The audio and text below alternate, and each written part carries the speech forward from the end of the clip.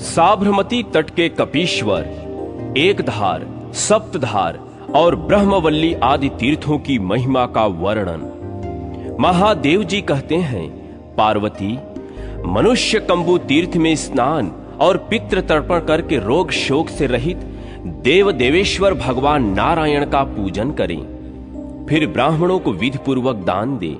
ऐसा करने पर वह उस तीर्थ के प्रभाव से श्री विष्णु धाम को प्राप्त हो जाता है। उसके बाद कपीश्वर नामक तीर्थ की यात्रा करें। वह रक्त सिंह के समीप है और महापातकों का नाश करने वाला है। पूर्व काल में श्री राम रावण युद्ध के प्रारंभ में जब समुद्र पर पुल बांधा जा रहा था, उस समय इस पर्वत का शिखर यह लेकर कपियों ने इसका विशेष रूप से स्मरण किया। उन्होंने यहां कपीश्वरादित्य नामक उत्तम तीर्थ की स्थापना की। उस तीर्थ में स्नान और पितृ तर्पण करके कपीश्वरादित्य का दर्शन करने पर मनुष्य ब्रह्म हत्या से भी मुक्त हो जाता है। कपीश्वर तीर्थ में विशेषतः चैत्र की अष्टमी को स्नान करना चाहिए। हनुमान जी आदि प्रमुख वीरों ने इस तीर्थ में 3 दिनों तक स्नान किया था। पार्वती, इस प्रकार मैंने तुम्हारे लिए कपि तीर्थ के प्रभाव का वर्णन किया है। वहां से परम पावन एकधार तीर्थ को जाना चाहिए। जो एकधार में स्नान करके एक रात्रि उपवास करता और स्वामी देवेश्वर का पूजन करता है, वह अपनी 100 पीढ़ियों का उद्धार कर देता है। वहां स्नान और जलपान करने से मनुष्य ब्रह्मलोक को प्राप्त होता है। तत्पश्चात तीर्थ यात्री पुरुष सप्तधार नामक तीर्थ की यात्रा करें। वह सब तीर्थों में उत्तम तीर्थ है। उस तीर्थ को मुनियों ने सप्त सारस्वत नाम दिया है। त्रेता युग में महर्षि मंकी ने वहां मंकी तीर्थ का निर्माण किया था। फिर द्वापर में पांडवों ने सप्तधार तीर्थ को प्रवृत्त किया। भगवान शंकर की जटा से निकला हुआ गंगा जल यहां 7 धाराओं के रूप में प्रकट हुआ, इसलिए यह सप्तधार तीर्थ कहलाता है। 7 लोकों में जो गंगा जी के 7 रूप सुने जाते हैं, वह सभी सप्तधार नामक तीर्थ में अपने पवित्र जल को प्रवाहित करते हैं। सप्तधार तीर्थ में किया हुआ श्राद्ध पितरों को तृप्ति प्रदान करने वाला होता है। देवेश्वरी, वहां से ब्रह्मवल्ली नामक महान तीर्थ की यात्रा करें। उस तीर्थ के स्वरूप का वर्णन सुनो। जहां साबरमती नदी का जल ब्रह्मवल्ली के जल से मिला है, वह स्थान ब्रह्म तीर्थ कहलाता है। उसका महत्व प्रयाग के समान माना गया है। ब्रह्मा जी का कथन है कि वहां पिंडदान करने से पितरों को 12 वर्षों तक तृप्ति बनी रहती है। विशेषतः ब्रह्मवल्ली में पिंडदान का गया श्राद्ध के समान पुण्य माना गया है। पुष्कर, गंगा नदी और अमरकंटक क्षेत्र में जाने से जो फल मिलता है, वह ब्रह्मवल्ली में विशेष रूप से प्राप्त होता है। चंद्र ग्रहण और सूर्य ग्रहण के समय जो लोग दान करते हैं, उन्हें मिलने वाला फल ब्रह्मवल्ली में स्वतः प्राप्त हो जाता है। ब्रह्मवल्ली में स्नान करके गले में तुलसी की माला धारण किए भगवान नारायण का स्मरण करता हुआ मनुष्य दिव्य वैकुंठ धाम में जाता है, जो आनंद स्वरूप एवं अविनाशी पद है। तत्पश्चात वृष तीर्थ में जाए, जो खंग तीर्थ के नाम से भी प्रसिद्ध है। पूर्व काल में गौ में वहां स्नान करके दिव्य गोलोक धाम को प्राप्त हुई थी। उस तीर्थ में निराहार रहकर जो गौओं के लिए पिंडदान करता है, वह 14 इंद्रों की आयु पर्यंत सुखी एवं अभ्युदयशाली होता है। करोड़ गौओं के दान से मनुष्य को जिस फल की प्राप्ति होती है, वह खंग तीर्थ में निसंदेह प्राप्त हो जाता है। जो खंग तीर्थ में बैल का मूत्र लेकर पान करता है, उसकी तत्काल शुद्धि हो जाती है। खंग तीर्थ से बढ़कर दूसरा कोई तीर्थ न हुआ है और न होगा। पार्वती, जो मनुष्य वहां की यात्रा करते हैं, वे पुण्य के भागी होते हैं। वहां जाकर गौओं का पूजन करना चाहिए उसके बाद वृषभ की पूजा करके एकाग्रता पूर्वक पुनः स्नान करना चाहिए। गो पूजन से मनुष्य गोलोक में नित्य निवास करता है, इसमें तनिक भी संदेह नहीं है। जो वहां 5 आंवले के पौधे लगाता है वह इस लोक में सुख भोग कर अंत में श्री हरि के परम धाम को प्राप्त हो जाता है। तदनंतर संगमेश्वर नामक उत्तम तीर्थ की यात्रा करें। वह बहुत ही बड़ा तीर्थ है। वहां पुण्यमयी हस्तिमती नदी साबरमती से मिली है। वह नदी कौंडिन्य मुनि के शाप से सूख गई थी। तब से लोक में बहिश्चरा के नाम से उसकी ख्यात हुई है। वह त्रिलोक विख्यात तीर्थ परम पवित्र, सब पापों को हरने वाला है। मनुष्य उस तीर्थ में स्नान तथा महेश्वर का दर्शन करके सब पापों से मुक्त होता और रुद्र के लोक में चला जाता है। देवी, जिस प्रकार शाप मिलने के कारण उस नदी का जल सूख गया था, वह प्रसंग बतलाता हूं, सुनो। जहां परम पवित्र महानदी साबरमती, गंगा और हस्तमती नदी का संगम हुआ है, वहीं मुनिवर कौंडिन्य ने बड़ी भारी तपस्या आरंभ की। इस प्रकार बहुत समय तक उन्होंने समस्त इंद्रियों के स्वामी शुद्ध बुद्ध भगवान नारायण की आराधना की। एक समय दय योग से वर्षा काल उपस्थित हुआ, नदी जल से भर गई। तब कौंडिन्य ऋषि ने उस स्थान को छोड़ दिया, किंतु रात में नदी के बाढ़ के कारण उन्हें बड़ा कष्ट हुआ। वे चिंतित होकर सोचने लगे, अब क्या करना चाहिए। उनका आश्रम दिव्य शोभा से संपन्न और महान था, किंतु जल के वेग से वह हस्तिमती नदी में बह गया। उनके पास जो बहुत से फल, मूल और पुस्तकें थी, वे भी नदी में बह गई। तब मुनि श्रेष्ठ कौंडिन्य ने उस नदी को शाप दिया, अरे तू कलयुग में बिना जल की हो जाएगी।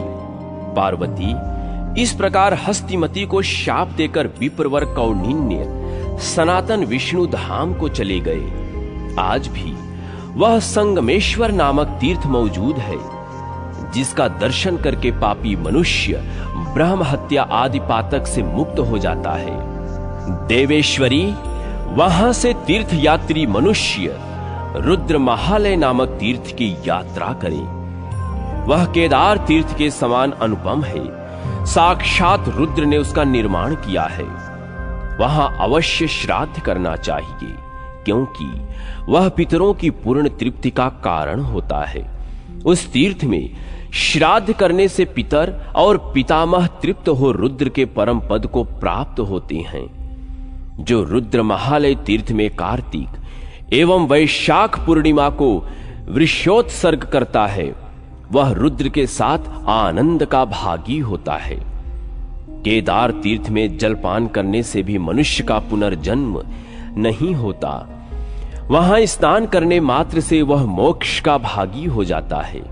देवी, एक समय में साबरमती नामक महागंगा का महत्व जानकर कैलाश छोड़ यहां आया था और लोकहित के लिए यहां स्नान तथा जलपान करके इसे परम उत्तम तीर्थ बनाकर पुनः अपने कैलाश धाम को लौट गया।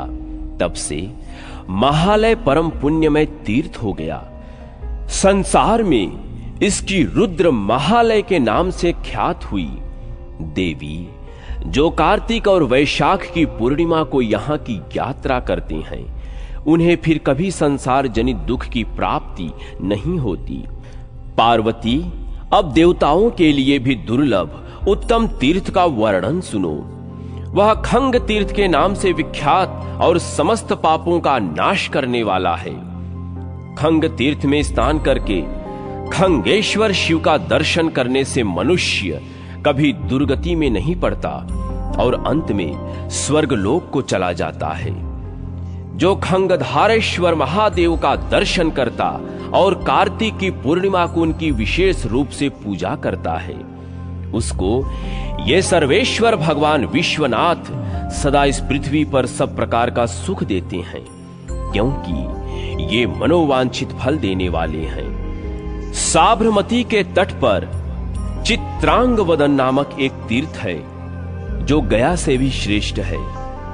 उस शुभ कारक तीर्थ के अधिष्ठात्र देवता मालार्क नाम के सूर्य हैं, जिसको कोढ़ हो गई हो। वह मनुष्य यदि उस तीर्थ में जाए तो भगवान मालार्क उसकी कोढ़ को दूर कर देते हैं। जो नारी शास्त्रोक्त विधि से वहां अभिषेक करती है, वह मृत वत्सा हो या वंध्या, शीघ्र ही पुत्र प्राप्त करती है।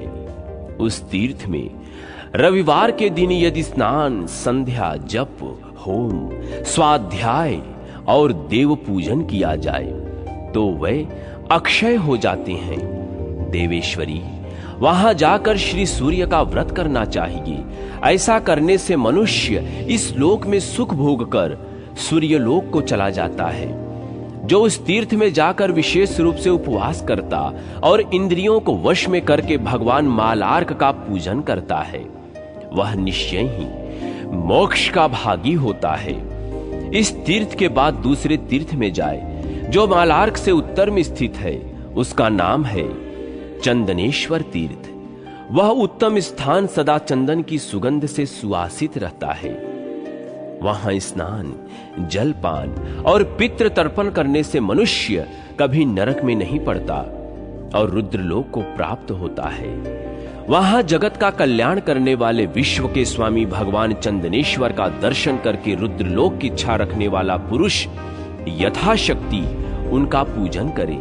उस तीर्थ में कल्याण प्रदान करने वाले साक्षात परमात्मा श्री विष्णु नित्य निवास करते हैं। धन्य है साबरमती नदी और धन्य है विश्व के स्वामी भगवान शिव एवं विष्णु। वहां से पापनाशक जम्बू तीर्थ में स्नान करने के लिए जाए। कलयुग में वह तीर्थ मनुष्यों के लिए स्वर्ग की सीढ़ी के समान स्थित है। पूर्व काल में जाम्बवान ने वहां दशांग पर्वत पर अपने नाम से एक शिवलिंग की स्थापना की थी। वहां स्नान करके मनुष्य तत्काल श्री रामचंद्र जी और लक्ष्मण का स्मरण करें तथा जाम्बवतेश्वर शिव को मस्तक झुकाएं तो वह रुद्रलोक में प्रतिष्ठित होता है।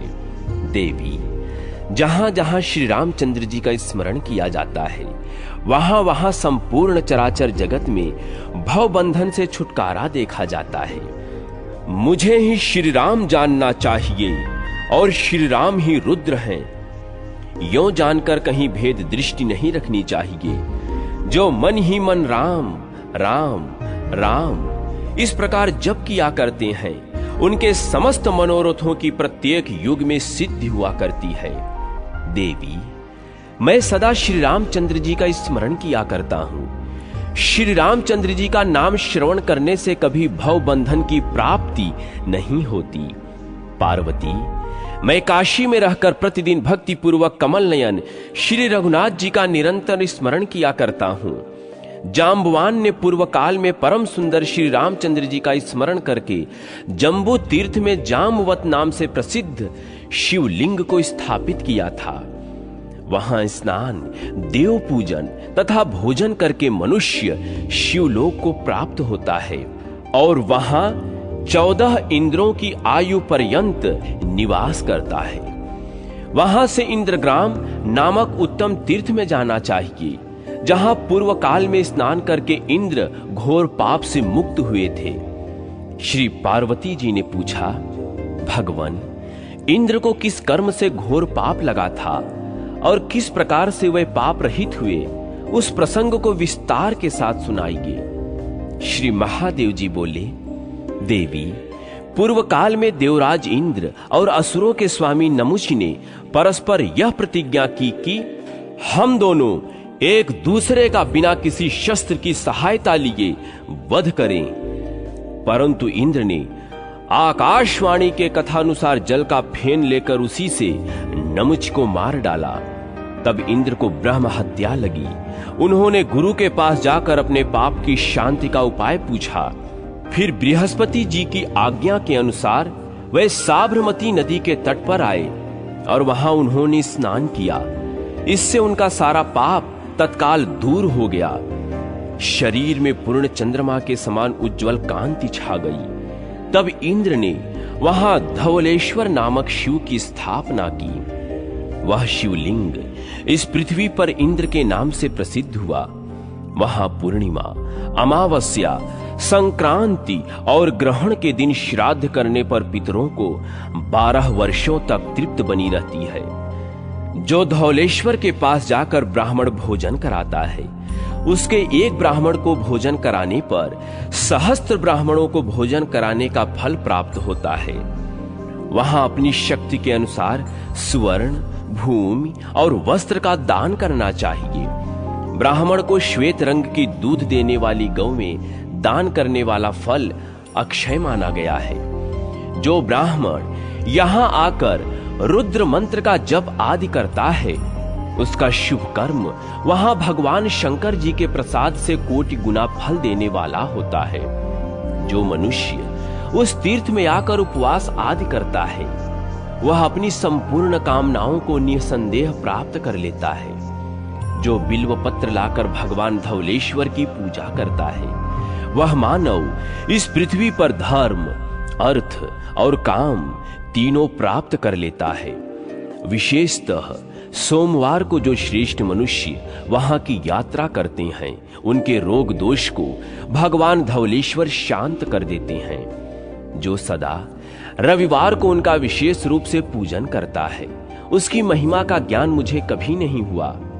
जो दुर्वा दल, मदार के फूल, कल्हार पुष्प तथा कोमल पत्तियों से श्री धवलेश्वर का पूजन करते हैं, वे मनुष्य पुण्य के भागी होते हैं। श्वेत मदार का फूल लाकर उसके द्वारा धवलेश्वर की पूजा करके उन्हीं के प्रसाद से मनुष्य सदा मनोवांछित फल प्राप्त कर लेता है। सत्य युग में भगवान नीलकंठ के नाम से प्रसिद्ध होकर सबका कल्याण करते थे। फिर त्रेता युग में वे भगवान हर के नाम से विख्यात हुए। द्वापर में उनकी सर्व संज्ञा होती है और कलयुग में वे धौलेश्वर नाम से प्रसिद्ध होते हैं। जो श्रेष्ठ मानव यहाँ स्नान और दान करते हैं, वे धर्म, अर्थ और काम का उपभोग करके शिव धाम को चले जाते हैं। चंद्र ग्रहण, सूर्य ग्रहण तथा पिता की वार्षिक तिथि को श्राद्ध करने से जो फल मिलता है, उसे धौलेश्वर तीर्थ में मनुष्य अनायास ही प्राप्त कर लेता है।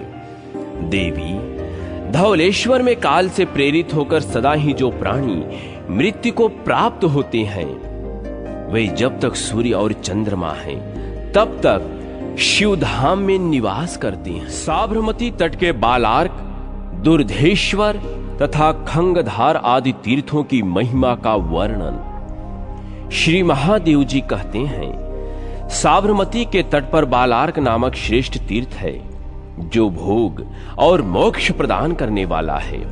मनुष्य उस बालार्क तीर्थ में स्नान करके पवित्रता पूर्वक 3 रात निवास करे और सूर्योदय के समय बाल सूर्य के मुख का दर्शन करे।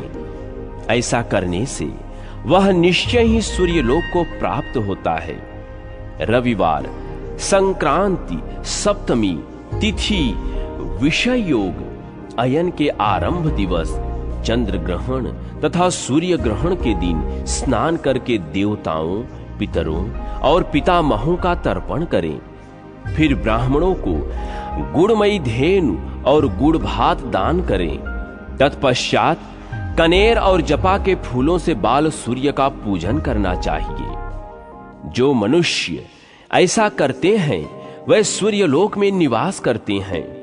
जो मानव वहां दूध देने वाली लाल गौ तथा बोझ में ढोने में समर्थ एक बैल दान करता है, वह यज्ञ का फल प्राप्त कर लेता है और कभी भी नरक में नहीं पड़ता। इतना ही नहीं, यदि वह रोगी हो तो रोग से, कैदी हो तो बंधन से मुक्त हो जाता है। इस तीर्थ में पिंडदान करने से पितामह गण पूर्णतया तृप्त हो जाते हैं। पूर्व काल की बात है, एक बूढ़ा भैंसा जो वृद्धावस्था के कारण जर्जर हो रहा था, बोझ ढोने में असमर्थ हो गया। यह देख व्यापारी ने उसको रास्ते में ही त्याग दिया। गर्मी का महीना था। वह पानी पीने के लिए महानदी साबरमती के तट पर आया। दैववश वह भैंसा कीचड़ में फंस गया, जिससे उसकी मृत्यु हो गई। नदी के पवित्र जल में उसकी हड्डियां बह गई। उस तीर्थ के प्रभाव से वह भैसा कान्यकुब्ज देश के राजा का पुत्र हुआ। क्रमशः बड़े होने पर उसे राज सिंहासन पर बिठाया गया। उसे अपने पूर्व जन्म का स्मरण बना रहा। वहां अपने पूर्व वृत्तांत को याद करके उस तीर्थ के प्रभाव का विचार कर वह राजा उक्त तीर्थ में आया और वहां के जल में स्नान करके उसने अनेक प्रकार के दान किए। साथ ही उस तीर्थ में राजा ने देवाधिदेव महेश्वर की स्थापना की। वहां स्नान करके महेश्वर का पूजन तथा बाल सूर्य के मुख का दर्शन करके मनुष्य सब पापों से मुक्त हो जाता है। यूं तो समूची साबरमती नदी ही परम पवित्र है, किंतु बालार्क क्षेत्र में उसकी पावनता विशेष बढ़ गई है। उसका नामोच्चारण मात्र से मनुष्य बड़े बड़े पापों से भी छुटकारा पा जाता है। साबरमती नदी का जल जहां पूर्व से पश्चिम की ओर बहता है, वह स्थान प्रयाग से भी अधिक पवित्र, समस्त कामनाओं को पूर्ण करने वाला और महान है। वहां ब्राह्मणों को दिया हुआ गौ, भूमि, तिल, स्वर्ण, वस्त्र, अन्न, शैया, भोजन, वाहन और छत्र आदि का दान, अग्नि में किया हुआ हवन, पितरों के लिए किया गया श्राद्ध तथा जप आदि कर्म अक्षय हो जाता है। उस तीर्थ में मनुष्य जिस जिस वस्तु की कामना करता है, वह उसे महेश्वर की कृपा तथा तीर्थ के प्रभाव से प्राप्त होती है। अब दुर्धेश्वर नामक एक दूसरे उत्तम तीर्थ का वर्णन करता हूं। उसके स्मरण करने मात्र से पापी भी पुण्यवान हो जाता है। देवासुर संग्राम की समाप्ति और दैत्यों का संहार हो जाने पर भृगुनंदन शुक्राचार्य ने वहां कठोर व्रत का पालन करके लोग सृष्टि के कारणभूत दुर्धर्ष देवता महादेव जी की समाराधना की और उनसे दैत्यों के जीवन के लिए मृत्यु संजीवनी विद्या प्राप्त की। तब से वह तीर्थ भूमंडल में उन्हीं के नाम से विख्यात हुआ। काव्य तीर्थ में स्नान करके दुर्धेश्वर नामक महादेव जी का पूजन करने से मनुष्य सब पापों से छुटकारा पा जाता है। साबरमती नदी के तट पर खंगधार नाम से विख्यात एक परम पावन तीर्थ है, जो अब गुप्त हो गया है, जहां प्रसंगवश भी कभी अचानक स्नान और जलपान कर लेने पर मनुष्य सब पापों से मुक्त हो रुद्रलोक में प्रतिष्ठित होता है। वहां कश्यप के पीछे जाती हुई पवित्र साबरमती नदी को पाताल की ओर जाते देख रुद्र ने उसे अपने जटाजूट में धारण कर लिया था तथा वे रुद्र खंगधार नाम से विख्यात होकर वहीं रहने लगे। देवेश्वरी, वहां स्नान करने से पापी भी स्वर्ग में चले जाते हैं। पार्वती माघ में, वैशाख में तथा विशेषतः कार्तिक की पूर्णिमा को जो वहां स्नान करते हैं वे मुक्त हो जाते हैं। वशिष्ठ, वामदेव, भारद्वाज और गौतम आदि ऋषि वहां स्नान तथा भगवान शिव का दर्शन करने के लिए आया करते हैं। यदि मनुष्य मेरे स्थान पर जाकर विशेष रूप से मेरा पूजन करता है तो उसका सारा पाप तत्काल नष्ट हो जाता है। जो इस तीर्थ में मेरी मिट्टी की मूर्ति बनाकर पूजा करते हैं वे मेरे परम धाम में निवास करते हैं। मेरा विग्रह कलयुग में खंगधारेश्वर के नाम से विख्यात होता है। सत्ययुग में मैं मंदिर कहलाता हूं और त्रेता में गौरव, द्वापर में मेरा विश्व विख्यात नाम होता है और कलयुग में खंगेश्वर या खंगधारेश्वर। इस तीर्थ के दक्षिण भाग में मेरा स्थान है।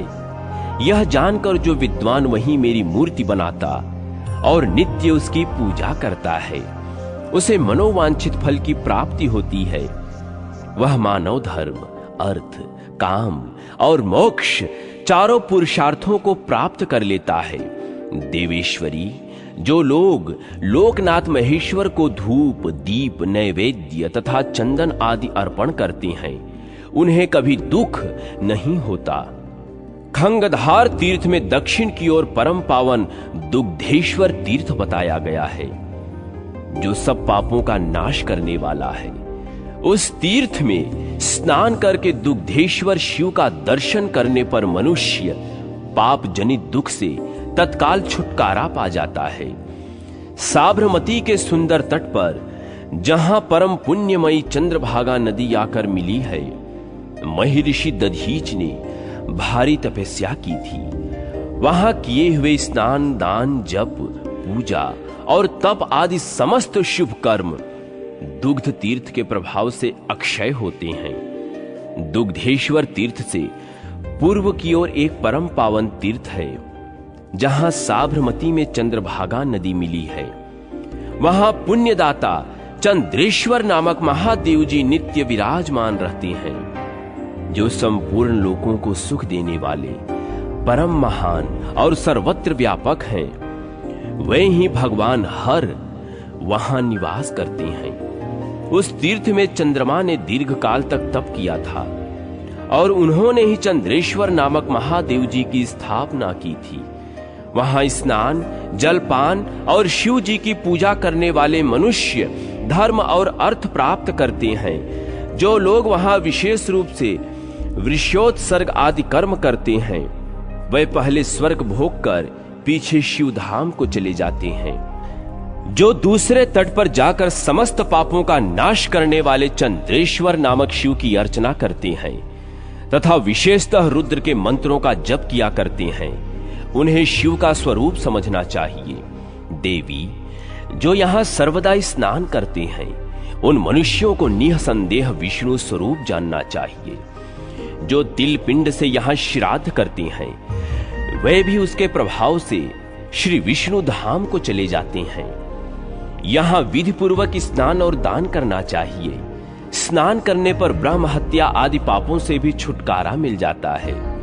इस तट पर जो विशेष रूप से वट का वृक्ष लगाते हैं, वे मृत्यु के पश्चात शिव पद को प्राप्त होते हैं। दुग्धेश्वर के समीप एक अत्यंत पावन तथा रमणीय तीर्थ है, जो इस पृथ्वी पर पिपलाद के नाम से प्रसिद्ध है।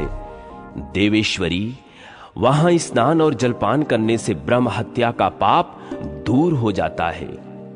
साबरमती के तट पर पिपलाद तीर्थ गुप्त है। वहां स्नान करने से मनुष्य मोक्ष का भागी होता है। वहां विधि पूर्वक पीपल का वृक्ष लगाना चाहिए।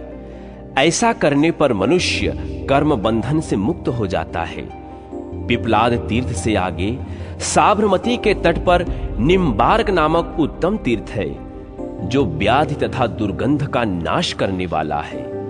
पूर्व काल में कोलाहल दैत्य के साथ युद्ध में दानवों के द्वारा परास्त होकर देवता लोग सूक्ष्म शरीर धारण करके प्राण रक्षा के लिए यहाँ वृक्षों में समा गए थे। वहां जाने पर विशेष रूप से भगवान सूर्य का पूजन करना चाहिए। पार्वती, सूर्य के पूजन से मनोवांछित फल की प्राप्ति होती है। जो मनुष्य इस तीर्थ में जाकर सूर्य के 12 नामों का पाठ करते हैं, वे जीवन भर पुण्यात्मा बने रहते हैं। वे नाम इस प्रकार हैं: आदित्य, भास्कर, भानु, रवि, विश्व प्रकाशक, तीक्ष्णांशु, मार्तंड, सूर्य, प्रभाकर, विभावसु, सहस्त्राक्ष तथा पूषा। पार्वती, जो विद्वान एकाग्र चित्त होकर इन 12 नामों का पाठ करता है, वह धन, पुत्र और पौत्र प्राप्त करता है। जो मनुष्य इनमें से एक एक नाम का उच्चारण करके सूर्य देव का पूजन करता है, वह ब्राह्मण हो तो 7 जन्मों तक धनाढ्य एवं वेदों का पारगामी होता है। क्षत्रिय हो तो राज्य, वैश्य हो तो धन और शूद्र हो तो भक्ति पाता है। इसलिए उपर्युक्त नाम में उक्त सूक्त का जप करना चाहिए। पार्वती, निम्बार्क तीर्थ में बहुत दूर जाने पर परम उत्तम सिद्ध क्षेत्र आता है। उपर्युक्त तीर्थ के तीर्थराज नाम से विख्यात एक उत्तम तीर्थ है, जहां 7 नदियां बहती हैं। अन्य तीर्थों की अपेक्षा यहाँ के स्नान में 100 गुनी विशेषता है। यहाँ देवताओं में श्रेष्ठ साक्षात भगवान वामन विराजमान हैं, जो माघ मास की द्वादशी को तिल की धेनु का दान करता है। वह सब पापों से मुक्त हो अपनी 100 पीढ़ियों का उद्धार कर देता है। यदि मनुष्य शुद्ध चित्त होकर यहाँ केवल तिल मिश्रित जल भी पितरों को अर्पण करे, तो उसके द्वारा 1000 वर्षों तक के लिए श्राद्ध कर्म संपन्न हो जाता है। इस रहस्य को साक्षात पितर ही बतलाते हैं, जो इस तीर्थ में ब्राह्मणों को गुड़ और खीर भोजन कराते हैं। उनको एक एक ब्राह्मण के भोजन कराने पर सहस्त्र सहस्त्र ब्राह्मणों को भोजन कराने का फल प्राप्त हो जाता है। तदनंतर साबरमती के तट पर गुप्त रूप से स्थित सोम तीर्थ की यात्रा करें, जहां कालाग्नि स्वरूप भगवान शिव पाताल से निकलकर प्रकट हुए थे। सोम तीर्थ में स्नान करके सोमेश्वर शिव का दर्शन करने से निसंदेह सोमपान का फल प्राप्त होता है। वहां स्नान करने वाला पुरुष परलोक में कल्याण प्राप्त करता है। जो सोमवार के दिन भगवान सोमेश्वर के मंदिर में दर्शन के लिए जाता है, वह सोमलिंग की कृपा से मनोवांछित फल प्राप्त कर लेता है। जो श्वेत रंग के फूलों से, कनेर के पुष्पों से तथा पारिजात के प्रसूनों से पिनाकधारी श्री महादेव जी की पूजा करते हैं, वे परम उत्तम शिवधाम को प्राप्त होते हैं। वहां से कापोतिक तीर्थ की यात्रा करें, जहां साबरमती का जल पश्चिम से पूर्व की ओर बहता है। जो मनुष्य पितृ तर्पण पूर्वक वहां पिंडदान करता है तथा प्रत्येक पर्व पर वन के फूलों और फलों से कौवे तथा कुत्ते आदि को बलि अर्पण करता है, वह यमराज के मार्ग को सुखपूर्वक लांघ जाता है। जो वैशाख की पूर्णिमा को उस तीर्थ में स्नान करके पीली सरसों से परम उत्तम प्राचीनेश्वर नामक शिव की पूजा करता है, वह अपने को तो तारता ही है, अपने पितरों और पितामहों का उद्धार कर देता है। यह वही स्थान है जहां एक कबूतर ने अपने अतिथि को प्रसन्नता पूर्वक अपना शरीर दे दिया था और विमान पर बैठकर संपूर्ण देवताओं के मुख से अपनी प्रशंसा सुनता हुआ वह स्वर्गलोक में गया था। तभी से वह तीर्थ कापोत तीर्थ के नाम से विख्यात हुआ। वहां स्नान और जलपान करने से मनुष्य की ब्रह्म हत्या दूर हो जाती है। अतः हे देवी, उस तीर्थ में जाने पर सदा ही अतिथि का पूजन करना चाहिए। अतिथि का पूजन करने पर वहां निश्चय ही सब कुछ प्राप्त हो जाता है। वहां से आगे काश्यप ह्रद के समीप गो तीर्थ है, जो सब तीर्थों में श्रेष्ठ और महापातकों का नाश करने वाला है। ब्रह्म हत्या के समान भी जो कोई पाप है, वह गो तीर्थ में स्नान करने से निसंदेह नष्ट हो जाते हैं। जो मनुष्य वहां स्नान करके गौओं को एक दिन का भोजन देता है, वह गो माताओं के प्रसाद से मात्र ऋण से मुक्त हो जाता है। जो गो तीर्थ में जाने पर स्नान करके श्रेष्ठ ब्राह्मणों को दूध देने वाली गौ दान करते हैं, वह ब्रह्म पद को प्राप्त होता है। यहां एक दूसरा भी महान तीर्थ है, जो काश्यप कुंड के नाम से प्रसिद्ध है। वहां कुशेश्वर नामक महादेव जी विराजते हैं। उनके पास ही कश्यप जी का बनवाया हुआ सुंदर कुंड है। उसमें स्नान करके मनुष्य कभी नरक में नहीं पड़ता। महादेवी काश्यप के तट पर नित्य अग्निहोत्र करने वाले तथा वेदों के स्वाध्याय में तत्पर रहने वाले अनेक शास्त्रों के ज्ञाता ब्राह्मण निवास करते हैं। जैसा काशी का महात्मा है, वैसा ही इस ऋषि निर्मित नगरी का भी है। महर्षि कश्यप ने यहां रहकर बड़ी भारी तपस्या की है तथा वे भगवान शंकर की जटा से प्रकट होने वाली गंगा को यहां ले आए हैं। यह काश्यप गंगा बड़े बड़े पातकों का नाश करने वाली है। इसके दर्शन मात्र से मनुष्य घोर पाप से छुटकारा पा जाते हैं। वहां गोदान और रथदान की प्रशंसा की जाती है। उस तीर्थ में श्राद्ध करके यत्न पूर्वक दान देना चाहिए। भयंकर कलयुग में वह तीर्थ महापातकों का नाश करने वाला है। वहां से भूतालय तीर्थ में जाना चाहिए, जो पापों का अपहरण करने वाला और उत्तम तीर्थ है। वहां भूतों का निवास भूत वट वृक्ष है और पूर्व वाहिनी चंदना नदी है। भूतालय में स्नान करके भूतों के निवास भूत वट का दर्शन करने पर भगवान भूतेश्वर के प्रसाद से मनुष्य को कभी भय नहीं प्राप्त होता। वहां से आगे घटेश्वर नामक उत्तम तीर्थ है, जहां स्नान और दर्शन करने से मानव निश्चय ही मोक्ष का भागी होता है। वहां जाकर जो विशेष रूप से पाकर की पूजा करता है, वह इस पृथ्वी पर मनोवांछित कामनाओं को प्राप्त करता है। वहां से मनुष्य भक्ति पूर्वक वैद्यनाथ नामक तीर्थ में जाए और उसमें स्नान करके शिव जी की पूजा करे। वहां विधि पूर्वक पितरों का तर्पण करने से संपूर्ण यज्ञों का फल प्राप्त हो जाता है। वहां देवताओं से प्रकट हुआ विजय तीर्थ है, जिसका दर्शन करने से मनुष्य सदा भांति भांति के मनोवांछित भोग प्राप्त करते हैं। वैद्यनाथ तीर्थ से आगे तीर्थों में उत्तम देव तीर्थ है, जो सब प्रकार की सिद्धियों को देने वाला है। वहां धर्मपुत्र युधिष्ठिर ने राक्षस राज विभीषण से कर लेकर राजसूय नामक महान यज्ञ आरंभ किया था।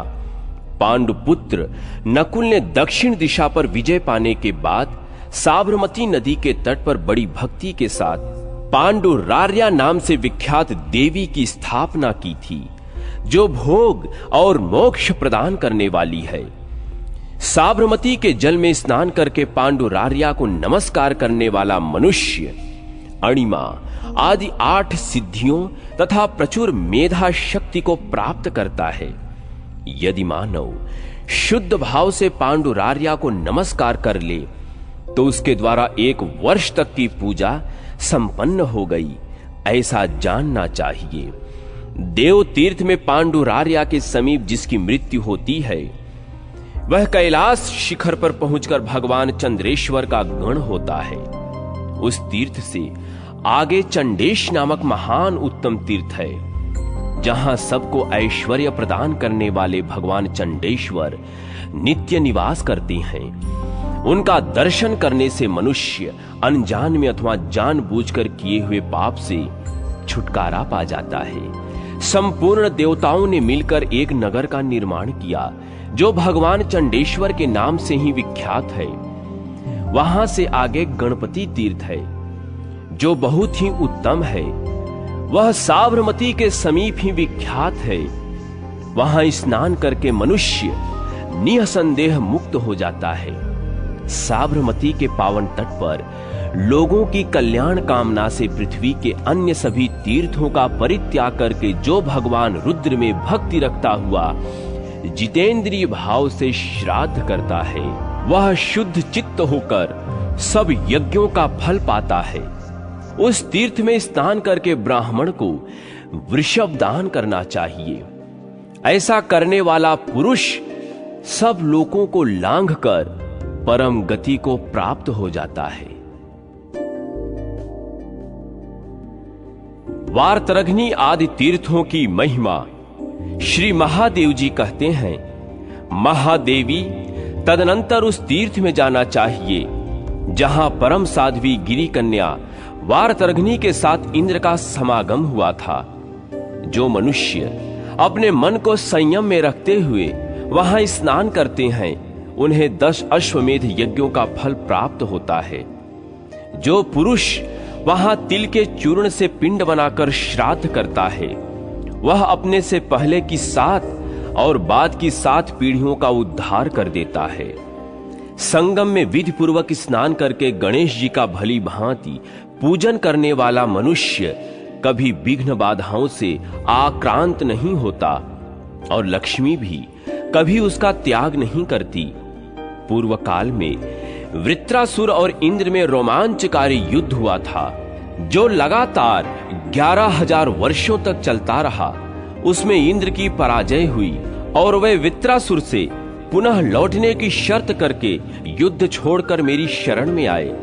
उन्होंने वारतरघ्नी के पवित्र संगम पर आराधना के द्वारा मुझे संतुष्ट किया।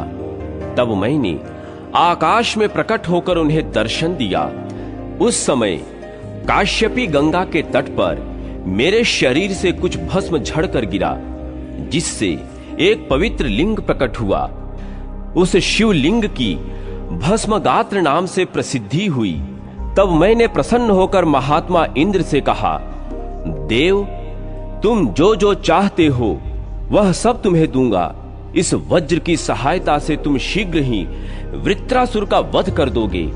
इंद्र ने कहा, भगवान, आपकी कृपा से उस दुर्धर्ष दैत्य को आपके देखते देखते ही इस वज्र से मारूंगा। पार्वती, यों कहकर इंद्र पुनः वृत्रासुर के पास गए।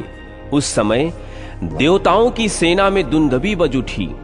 एक ही क्षण में इंद्र प्रबल शक्ति से संपन्न हो गए। युद्ध की इच्छा से वृत्रासुर के पास जाते हुए इंद्र का रूप अत्यंत तेजस्वी दिखाई देता था। महर्षि गण उनकी स्तुति कर रहे थे। उधर युद्ध के मुहाने पर खड़े हुए वृत्रासुर के शरीर में जो सहसा पराजय के चिन्ह प्रकट हुए, उनका वर्णन करता हूं, सुनो। वृत्रासुर का मुख अत्यंत भयानक और जलता हुआ सा प्रतीत होने लगा। उसके शरीर का तेज फीका पड़ गया। सारे अंग कांपने लगे। जोर जोर से गर्म सांसें चलने लगी। वृत्रासुर के रोंगटे खड़े हो गए। उसके उच्छ्वास की गति अत्यंत तीव्र हो गई। आकाश से महाभयानक उल्कापात हुआ। उस दैत्य के पास गिद्ध, बाज और कंक आदि पक्षी आकर अत्यंत कठोर शब्द करने लगे। वे सब वृत्रासुर के ऊपर मंडल बनाकर घूमने लगे। इतने में ही इंद्र ऐरावत हाथी पर चढ़कर वहां आए। उनके उठे हुए हाथ में वज्र शोभा पा रहा था। इंद्र ज्यों ही दैत्य के समीप पहुंचे, उसने अमानुषिक गर्जना की और वहां उनके ऊपर टूट पड़ा। वृत्रासुर को अपनी ओर आते देख इंद्र ने उसके ऊपर वज्र का प्रहार किया और उस दैत्य को समुद्र के तट पर मार गिराया। उस समय इंद्र के मस्तक पर फूलों की वर्षा होने लगी। उस भयंकर दानवराज का वध करके अमरों के मुख से अपनी स्तुति सुनते हुए इंद्र ने देवलोक की राजधानी में प्रवेश किया। तदनंतर अत्यंत भयंकर ब्रह्म हत्या रौद्र रूप धारण किए वृत्र के शरीर से निकली और इंद्र को ढूंढने लगी। उसने दौड़कर महातेजस्वी इंद्र का पीछा किया और जब वे दिखाई दिए तब उसने उनका गला पकड़ लिया। इंद्र को ब्रह्म हत्या लग गई। वे किसी तरह उसे हटाने में समर्थ न हो सके। उसी दशा में ब्रह्मा जी के पास जाकर उन्होंने मस्तक झुकाया। इंद्र को ब्रह्म हत्या से ग्रहित जानकर ब्रह्मा जी ने उसका स्मरण किया। उनके स्मरण करते ही ब्रह्म हत्या ब्रह्मा जी के पास उपस्थित हुई। ब्रह्मा जी ने कहा, देवी, मेरा प्रिय कार्य करो। देवराज इंद्र को छोड़ दो। बताओ तुम क्या चाहती हो, मैं तुम्हारी कौन सी इच्छा पूर्ण करूं? ब्रह्म हत्या बोली, सुरश्रेष्ठ, मैं आपकी आज्ञा मानकर इंद्र के शरीर से अलग हो जाऊंगी, किंतु देव, मुझे कोई दूसरा निवास स्थान दीजिए। आपको नमस्कार है। भगवान, आपने ही तो लोक रक्षा के लिए यह मर्यादा बनाई है। तब ब्रह्मा जी ने ब्रह्म हत्या से तथास्तु कहकर इंद्र की हत्या दूर करने के उपाय पर विचार किया। उन्होंने अग्निदेव को बुलाकर कहा, अग्नि, तुम इंद्र की ब्रह्म हत्या का चौथाई भाग ग्रहण करो। अग्नि ने कहा, प्रभु, इस ब्रह्म हत्या के दोष से मेरे छूटने का क्या उपाय है? ब्रह्मा जी बोले, अग्नि, जो तुम प्रज्वलित रूप में पाकर कभी बीज, औषधि, तिल, फल, मूल, समिधा और कुश आदि के द्वारा तुम में आहुति नहीं डालेगा, उस समय ब्रह्म हत्या तुम्हें छोड़कर उसी में प्रवेश कर जाएगी। यह सुनकर अग्नि ने ब्रह्मा जी की आज्ञा शिरोधार्य की। तत्पश्चात पितामह ने वृक्ष, औषधि और तृण आदि को बुलाकर उनके सामने भी यही प्रस्ताव रखा। यह बात सुनकर उन्हें भी अग्नि की भांति कष्ट हुआ। अतः वे ब्रह्मा जी से इस प्रकार बोले, पितामह, हमारी ब्रह्म हत्या का अंत कैसे होगा? ब्रह्मा जी ने कहा, जो मनुष्य महान मोह के वशीभूत होकर अकारण तुम्हें काटे या चीरेगा, ब्रह्म हत्या उसी को लग जाएगी। तब औषधि और तृण आदि ने हां कहकर अपनी स्वीकृति दे दी। फिर लोक पितामह ब्रह्मा जी ने अप्सराओं को बुलाकर मधुर वाणी में उन्हें सांत्वना देते हुए कहा, अप्सराओं, यह ब्रह्म हत्या वृत्रासुर के शरीर से आई हुई है। इसके चौथे भाग को तुम लोग ग्रहण करो। अप्सराएं बोली, हे देवेश्वर, आपकी आज्ञा से हम इसे ग्रहण करने को तैयार हैं, परंतु हमारे उद्धार का कोई उपाय भी आपको सोचना चाहिए। ब्रह्मा जी ने कहा, जो रजस वाला स्त्री से मैथुन करेगा उसके अंदर यह तुरंत चली जाएगी।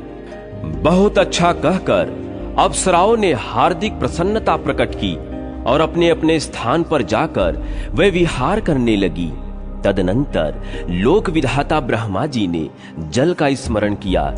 जब जल उपस्थित हुआ तब ब्रह्मा जी ने कहा, यह भयानक ब्रह्म हत्या वृत्रासुर के शरीर से निकलकर इंद्र के ऊपर आई है। इसका चौथा भाग तुम भी ग्रहण करो। जल ने कहा, हे लोकेश्वर, आप हमें जो आज्ञा देते हैं वही होगा, परंतु हमारे उद्धार के उपाय का भी कुछ विचार कीजिए। ब्रह्मा जी बोले, जो मनुष्य अज्ञान से मोहित होकर तुम्हारे भीतर थूक या मल मूत्र डालेगा, उसी के भीतर यह शीघ्र चली जाएगी और वहीं निवास करेगी। इससे तुम्हें छुटकारा मिल जाएगा। श्री महादेव जी कहते हैं, सुरेश्वरी, इस प्रकार ब्रह्मा जी की आज्ञा से वह ब्रह्म हत्या देवराज इंद्र को छोड़कर चली गई। इससे उन्हें बड़ी प्रसन्नता हुई। पूर्व काल में इंद्र को इसी प्रकार ब्रह्म हत्या प्राप्त हुई थी। इस वार्तरघ्नि तीर्थ में तपस्या करके शुद्ध चित्त होकर वह स्वर्ग में गए थे। पार्वती, साबरमती के तीर्थों में वार्तरघ्नि का ऐसा ही महात्म है। वार्तरघ्नि संगम से आगे जाने पर देव नदी साबरमती भद्रा नदी के साथ साथ वरुण के निवास भूत समुद्र में जा मिली है। समुद्र भी साबरमती के अनुराग से उसका प्रिय करने के लिए आगे बढ़ाया और उसके प्रिय मिलन को उसने अंगीकार किया है। भद्रा नदी पूर्व काल में सुभद्रा की सखी थी। उसने मार्ग में मूर्तिमती साक्षात लक्ष्मी की भांति प्रकट होकर साबरमती गंगा की सहायता की। उन दोनों नदियों का पवित्र संगम समुद्र के उत्तर तट पर हुआ है। उस तीर्थ में स्नान करके जो भगवान महावराह को नमस्कार करता है और स्वच्छ जल का दान करता है, वह वरुण लोक को प्राप्त होता है। उसी मार्ग से वराह रूपधारी भगवान विष्णु ने समुद्र में प्रवेश करके देवताओं के वैरी संपूर्ण दानवों पर विजय पाई थी। भगवान ने जो वाराह का रूप धारण किया था, उसका उद्देश्य देवताओं का कार्य सिद्ध करना ही था। वह रूप धारण करके वह समुद्र में जा घुसे और पृथ्वी देवी को अपने दाढ़ों पर रखकर कर्दमालय में आ निकले। इससे वह वाराह तीर्थ के नाम से एक महान तीर्थ बन गया। जो मनुष्य वहां स्नान करता है वह निश्चय ही मोक्ष का भागी होता है। यहां पितरों की मुक्ति के लिए श्राद्ध करना चाहिए। ऐसा करने वाला पुरुष पितरों के साथ ही मुक्त होकर अत्यंत सुखद लोक में जाता है।